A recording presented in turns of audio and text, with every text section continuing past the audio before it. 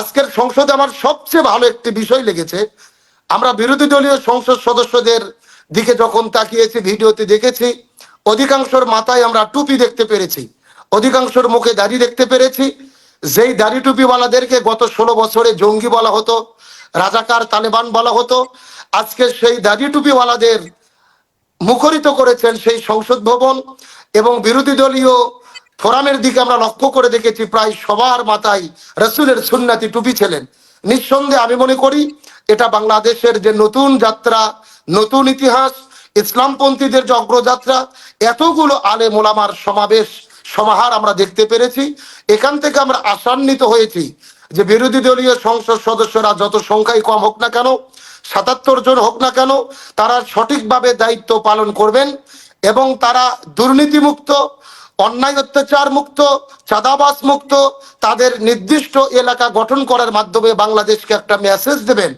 আগামীতে এই দেশকে যদি চাঁদাবাজি, সন্ত্রাসী মুক্ত করতে হয়, এই জামাত ইসলাম এর নেতৃত্বে যে জোট রয়েছে, এই জোটেই আগামীতে যখন নির্বাচন হবে, তারা যদি ক্ষমতায় যায়, সুখী, সমৃদ্ধি, কল্যাণকামী একটা দেশ তারা উপহার দিতে পারবে।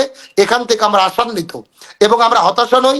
আজকের এই সংসদের মাধ্যমে এতটুকু আমি মূল্যায়ন করব, শুরু থেকে যেভাবে সংসদ অধিবেশন আমি নিজে দেখছিলাম, মনোমুগ্ধকর ভাবে যেরকম সরকারি দল তাদের অবস্থান অনুযায়ী কাজ করছিলেন, বিরোধী দল তাদের দায়িত্বশীলতার ভূমিকায় রেখেছিলেন এবং সর্বশেষ আমিরে জামাত ডক্টর শফিকুর রহমান প্রচন্ড ভাবে ক্ষিপ্ত হয়ে বক্তব্য দিয়ে মাইক ছাড়া পুরো সংসদে কম্পন তুলিয়ে রাষ্ট্রপতি চুপ্পুর ব্যাপারে তার অবস্থান পরিষ্কার করে তিনি জানান দিয়েছেন, আমরা ন্যায়ের পক্ষে বিএনপিকে সমর্থন করব, তবে বিন্দু মাত্র কোনো অন্যায় হলে আমরা সেটা ছাড় দেব না।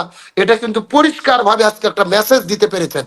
এবং সর্বশেষ বিএনপির প্রতি আমি একটা উদ্যত আহ্বান করি, যেই জুলাইয়ের জন্য আজকে এই সংসদ, যেই জুলাইয়ের জন্য তারেক রহমান প্রধানমন্ত্রী, যেই জুলাইয়ের কারণে তারেক রহমান দেশে ফিরতে পেরেছেন, যেই জুলাইয়ের কারণে খালেদা জিয়া সম্মানিত হয়ে বিদায় নিয়েছেন, লক্ষ জনতা তার জানাজায় উপস্থিত হয়েছেন, যেই জুলাইয়ের জন্য ডক্টর শফিকুর রহমান বিরোধী দলীয় নেতা, সেই জুলাইকে যদি অস্বীকার করা হয়, বিভিন্নভাবে গাদ্দারি করে সেই জুলাই সনদ বাস্তবায়ন থেকে তারা যদি মুখ ফিরিয়ে নেয়, এটাই হবে জাতির সাথে সবচাইতে বড় গাদ্দারি।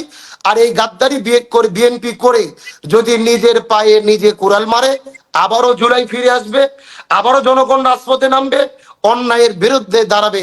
সুতরাং আশা করি আপনাদের শুভ বুদ্ধির উদয় হোক। নতুন এক সংসদ হয়েছে, আপনার সরকার হয়েছেন, জামাত ইসলাম বিরোধী দলীয় জোট তারা বিরোধী দল হয়েছে।